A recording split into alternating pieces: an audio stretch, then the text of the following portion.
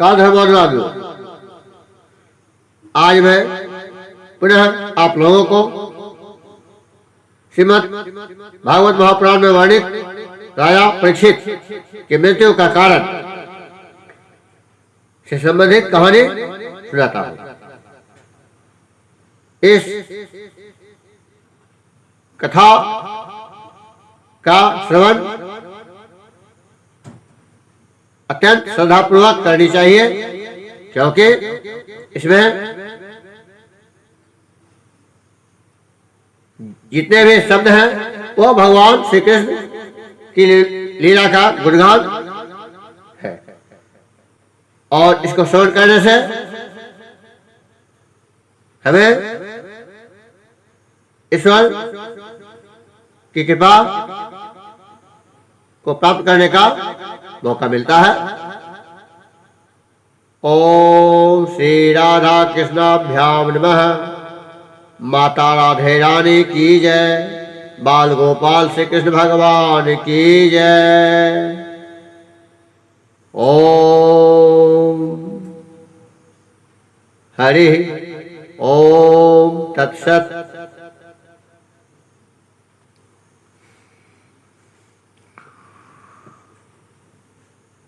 एक दिन राजा परीक्षित धनुष लेकर वन में खेलने गए हुए थे।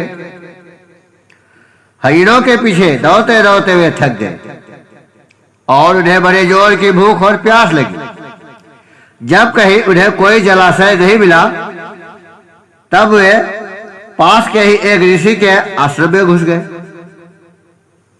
उन्होंने देखा कि वह आंखें बंद करके शांत भाव से एक बुरी आसन पर बैठे हुए हैं।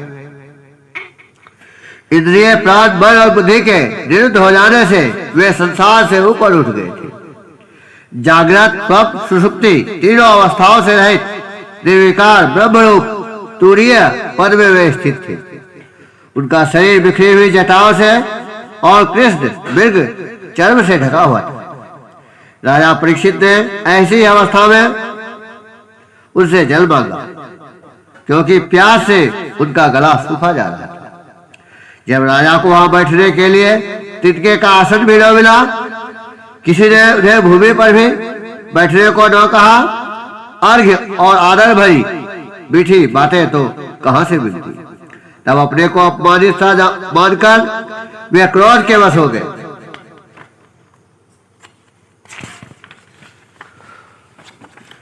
वे भूख प्यास से छटपटा रहे थे, इसलिए एकाएक उन्हें ब्राह्मण के प्रति ईर्ष्या और क्रोध हो आया।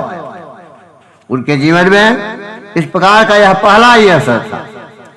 वहां से लौटते समय उन्होंने क्रोधवश धनुष की नोक से एक बड़ा सांप उठाकर ऋषि के गले में डाल दिया और अपनी राजधानी में चले आए।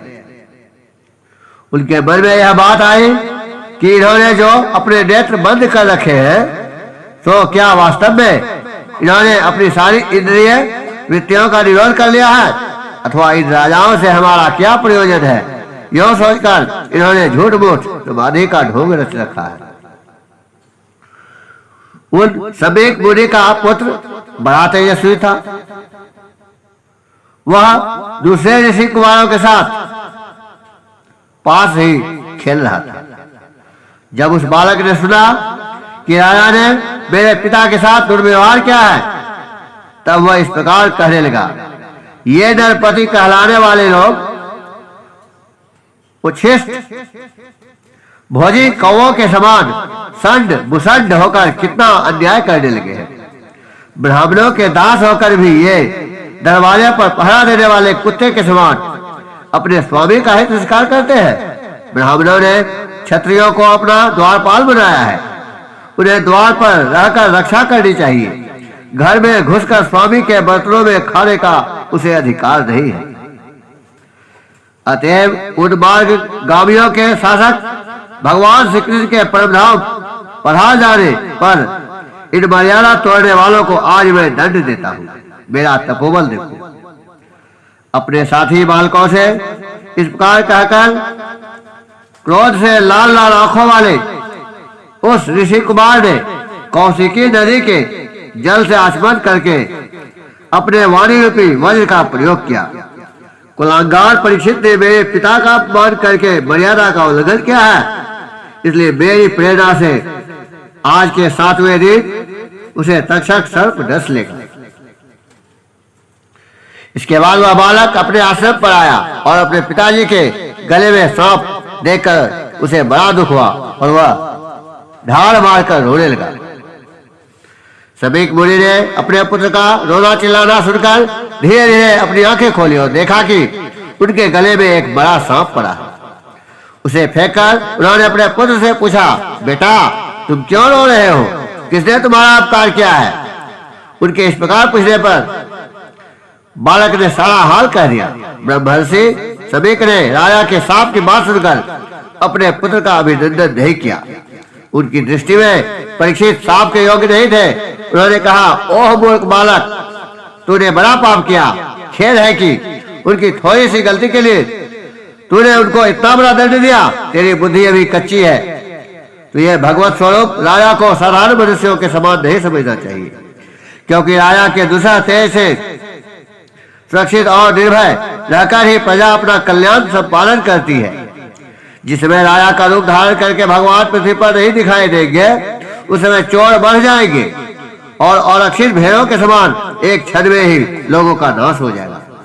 राजा के नष्ट हो जाने पर धन आदि चुराने वाले चोर जो पाप करेंगे, उसके साथ हमारा कोई संबंध न होने पर भी वह हम पर भी लागू होगा, क्योंकि राजा के न रहने पर लुटेरे बढ़ जाते हैं और वे आपस में मारपीट गाली गलौज करते हैं। साथ ही पशु, स्त्री और धन संपत्ति भी लूट लेते हैं। उस समय मनुष्यों का वर्णाश्रमाचार युक्त वैदिक आर्य धर्म लुप्त हो जाता है। अर्थ, लोभ और काम वासना के विवश होकर लोग कुत्तों और बंदरों के समान वर्ण संकर हो जाते हैं। सम्राट परीक्षित तो बड़े ही यशस्वी और धर्म निरंतर हैं।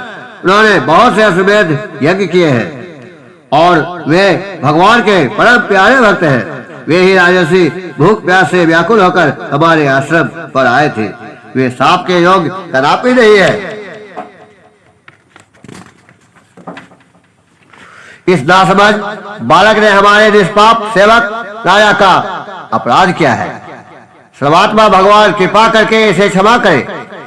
भगवान के भक्तों में भी बदला लेने की शक्ति होती है, परंतु वे दूसरों के द्वारा किए हुए अपमान, धोखेबाजी, गाली गलौज, आक्षेप और मारपीट का कोई बदला नहीं लेते।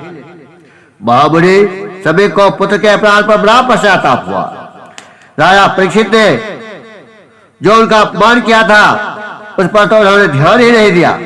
महात्माओं का स्वभाव ही ऐसा होता है कि जगत में जब दूसरे लोग उन्हें सुख दुखारी द्वंद्वों में डाल देते हैं, तब भी वे प्रायः हर्षित या व्यथित नहीं होते, क्योंकि आत्मा का स्वरूप तो गुणों से सर्वथा परे है। राजधानी में पहुंचने पर राजा परीक्षित को अपने उस निंदनीय कर्म के लिए बड़ा पश्चाताप हुआ। वे अत्यंत उदास हो गए और सोचने लगे, मैंने निरपराध एवं अपना तेज छिपाए हुए ब्राह्मण के साथ अनार्य पुरुषों के समान बड़ा नीच व्यवहार किया। यह बड़े खेद की बात है। अवश्य ही उन महात्मा के अपमान के फलस्वरूप शीघ्र से शीघ्र मुझ पर कोई घोर विपत्ति आवेगी।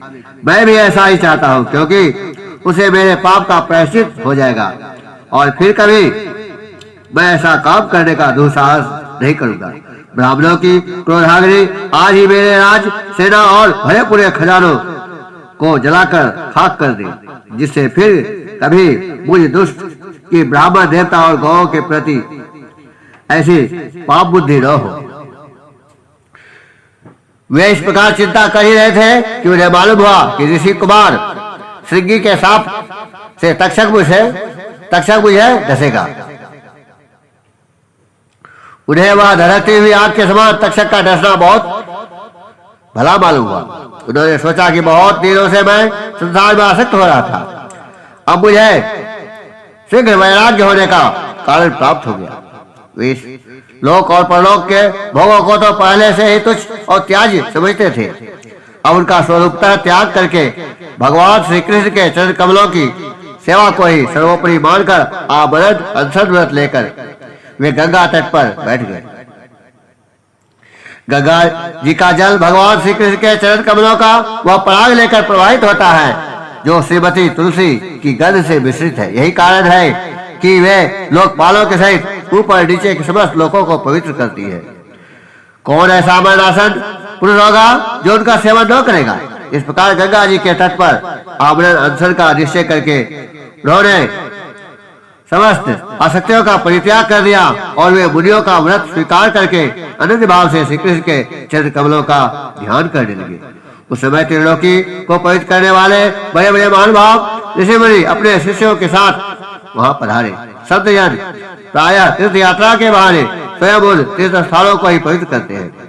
उस समय वहां पर अत्रि, वशिष्ठ, च्यवन, सरद्वान, अरिष्ट देवी, भृगु, अंगिरा, पराशर, विश्वामित्र, परशुराम, उतथ्य, इंद्र, प्रमद, इंद्रवाह, मेधातिथि, देवल, आष्टिनेश, आष्टिसेन, भारद्वाज, गौतम, पिप्पलाद, मैत्रेय और कवच, अगस्त, भगवान व्यास, नारद तथा इनके अतिरिक्त और भी कई शेष देवर्षि, ब्रह्मर्षि तथा अरुणादि राजर्षि वर्यों का शुभागमन हुआ। इस प्रकार विभिन्न गोत्रों के मुख्य मुख ऋषियों को एकत्र देखकर राजा ने सबका यथायोग्य सत्कार किया और उनके चरणों पर सिर रखकर वंदना की। जब सब लोग आराम से अपने अपने आसनों पर बैठ गए तब महाराज परीक्षित ने उन्हें फिर से प्रणाम किया और उनके सामने खड़े होकर शुद्ध हृदय से अंजलि बांधकर वे जो कुछ करना चाहते थे उसे सुनाने लगे। राजा परीक्षित ने कहा, अहो समस्त राजाओं में हम धन्य हैं। धन्य तब है क्योंकि अपने शील स्वभाव के कारण हम आप महापुरुषों के कृपा पात्र बन गए हैं। राजवंश के लोग प्राय निंदित कर्म करने के कारण ब्राह्मणों के चरण धोवन से दूर पड़ जाते हैं। यह कितने खेत की बात है। मैं भी राजा ही हूँ। निरंतर देह गेह में आसक्त रहने के कारण मैं भी पाप रूप ही हो गया हूँ। इसी से स्वयं भगवान ही ब्राह्मण के सांप के रूप में मुझ पर कृपा करने के लिए पधारे हैं। यह सांप वैराग उत्पन्न करने वाला है क्योंकि इस प्रकार के सांप से संसार आसक्त पुरुष भयभीत होकर विरक्त हो जाया करते हैं। ब्राह्मणों, अब मैंने अपने चित्त को भगवान के चरणों में समर्पित कर दिया है। आप लोग और माँ गंगा जी शरणागत जानकर मुझ पर अनुग्रह करें। ब्राह्मण कुमार के सांप से प्रेरित कोई दूसरा कपट से तक्षक का रूप धरकर मुझे डस ले अथवा स्वयं तक्षक आकर डस ले, इसकी मुझे तनिक भी परवाह नहीं है। आप लोग कृपा करके भगवान की रसमयी लीलाओं का गायन करें। मैं आप ब्राह्मणों के चरणों में प्रणाम करके उन्हें यही प्रार्थना करता हूँ कि मुझे कर्मवश चाहे जिस योनि में जन्म लेना पड़े, भगवान श्री कृष्ण के चरणों में मेरा अनुराग हो, उनके चरणाश्रित महात्माओं से विशेष प्रीति हो और जगत के समस्त प्राणियों के प्रति मेरी एक सी मैत्री रहे। ऐसा आप आशीर्वाद दीजिए। महाराज परीक्षित परम धीरज है। वैसा दृढ़ निश्चय करके गंगा जी के दक्षिण तट पर पूर्वाग्र कुशों के आसन पर उत्तर मुख होकर बैठ गए। राजकाज का भार तो उन्होंने पहले ही अपने पुत्र जन्मेजय को सौंप दिया था। पृथ्वी के एक छत्र सम्राट परीक्षित जब इस प्रकार आमरण अनशन का निश्चय करके बैठ गए तब आकाश में स्थित देवता लोग बड़े आनंद से उनकी प्रशंसा करते हुए वहां पृथ्वी पर पुष्पों की वर्षा करने लगे और उनके नगारे बार बार बजने लगे। सभी उपस्थित महर्षियों ने परीक्षित के निश्चय की प्रशंसा की और साधु साधु कहकर उनका अनुमोदन किया। ऋषि लोग तो स्वभाव से ही लोगों पर अनुग्रह की वर्षा करते रहते हैं। यही नहीं, उनकी सारी शक्ति लोग पर कृपा करने के लिए ही होती है। उन लोगों ने भगवान श्री कृष्ण के गुणों से प्रभावित परीक्षित के प्रति उनके रूप वचन कहे। राजर्षि श्रोभ ने भगवान श्री कृष्ण के सेवक और अनुयायी आप पांडुवंशियों के लिए यह कोई आश्चर्य की बात नहीं है, क्योंकि आप लोगों ने भगवान की सन्निधि प्राप्त करने की आकांक्षा से उस राज सिंहासन का एक क्षण में परित्याग कर दिया जिसकी सेवा बड़े बड़े राजा अपने मुकुटों से करते हैं। हम सब तब तक यही रहेंगे जब तक ये भगवान के परम भक्त परीक्षित अपने नश्वर शरीर को छोड़कर माया दोष एवं शोक से रहित भगवत धाम में नहीं चले जाते। ऋषियों के ये वचन बड़े ही मधुर, गंभीर, सत्य और समता से युक्त थे। उन्हें सुनकर आया परीक्षित ने उन योग युक्त मुनियों का अभिनंदन किया और भगवान के मनोहर चरित्र सुनने की इच्छा से ऋषियों से प्रार्थना की। महात्माओं, आप सभी सब ओर से यहाँ पधारे हैं। आप सत्यलोक में रहने वाले मूर्तिमान वेदों के समान हैं। आप लोगों का दूसरों पर अनुग्रह करने के अतिरिक्त जो आपका सहज स्वभाव ही है, इस लोक या परलोक में और कोई विश्वास नहीं है। विप्रो, आप लोगों पर पूर्ण विश्वास करके मैं अपने कर्तव्य के संबंध में यह पूछने योग्य प्रश्न करता हूँ। आप सभी विद्वान परस्पर विचार करके बतलाइए कि सबके लिए, सब अवस्थाओं में और विशेष करके थोड़े ही समय में मरने वाले पुरुषों के लिए अंतःकरण और शरीर से करने योग्य विशुद्ध कर्म कौन सा है। उसी समय पृथ्वी पर स्वेच्छा से विचरण करते हुए किसी की कोई अपेक्षा न रखने वाले व्यास नंदन भगवान श्री सुखदेव जी महाराज वहां प्रकट हो गए। वे वर्ण अथवा आश्रम के बाह्य चिन्हों से रहित एवं आत्मानुभूति में संतुष्ट थे। बच्चों और स्त्रियों ने उन्हें घेर रखा था। उनका वेश अवधूत का था। 16 वर्ष की अवस्था थी। चरण, हाथ, जंघा, भुजाएं, कंधे, कपोल और अंग सब अंग अत्यंत सुकुमार थे। नेत्र बड़े बड़े और मनोहर थे। नासिका कुछ ऊंची थी। कान बराबर थे। सुंदर भौहें थी। इनसे मुख बड़ा ही शोभायमान हो रहा था। गला तो मानो सुंदर शंख ही था। हंसली ढकी हुई छाती चौड़ी और उभरी हुई, नाभि भंवर के समान गहरी और उधर बड़ा ही सुंदर त्रिवली से युक्त था।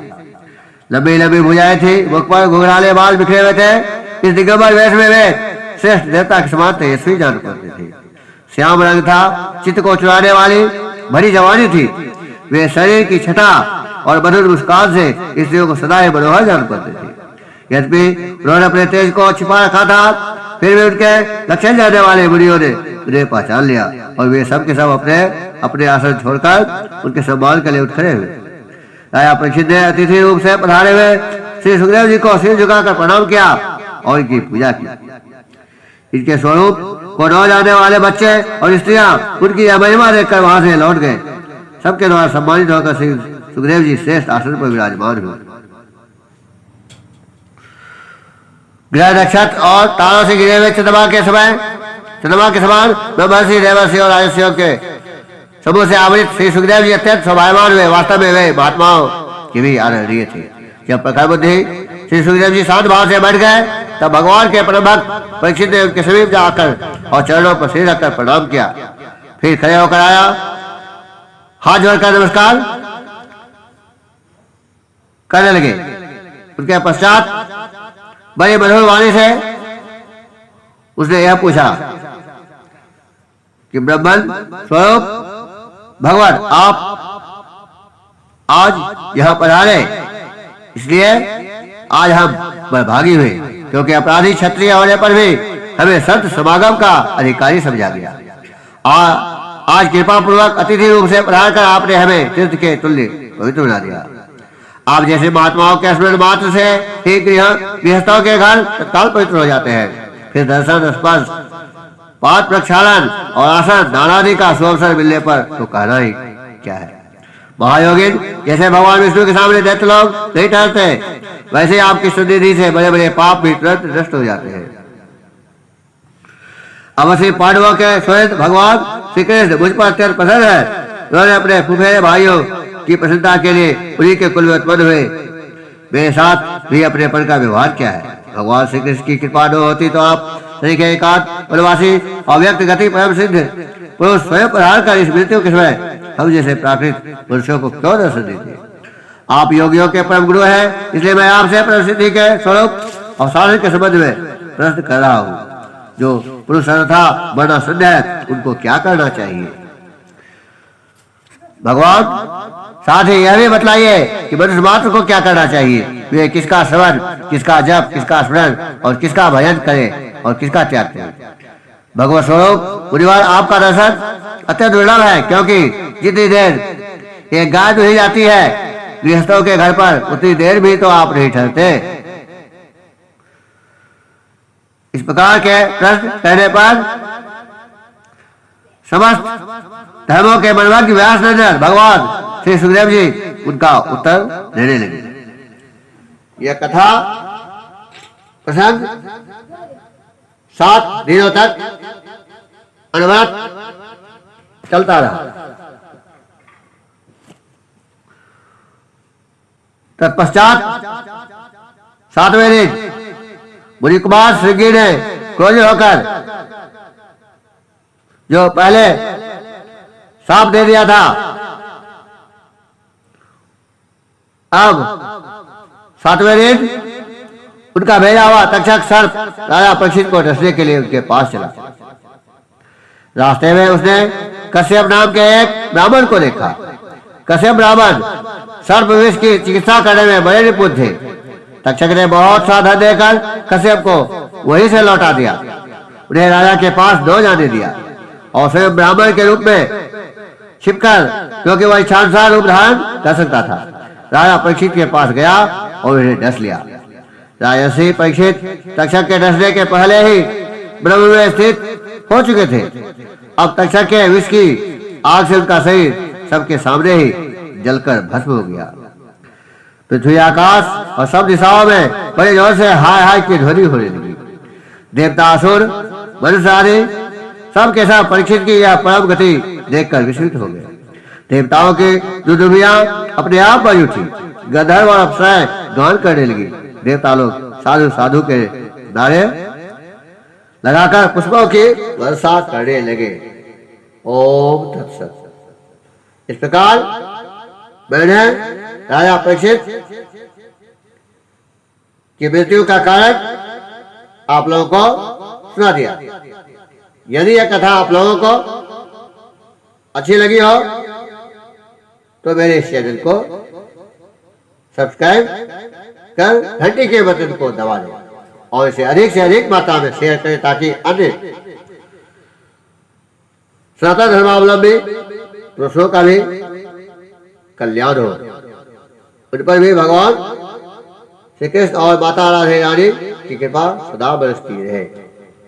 ओम माता राधे रानी की जय। बाल गोपाल श्री कृष्ण भगवान की जय। कृष्ण वंदे जगत गुरु।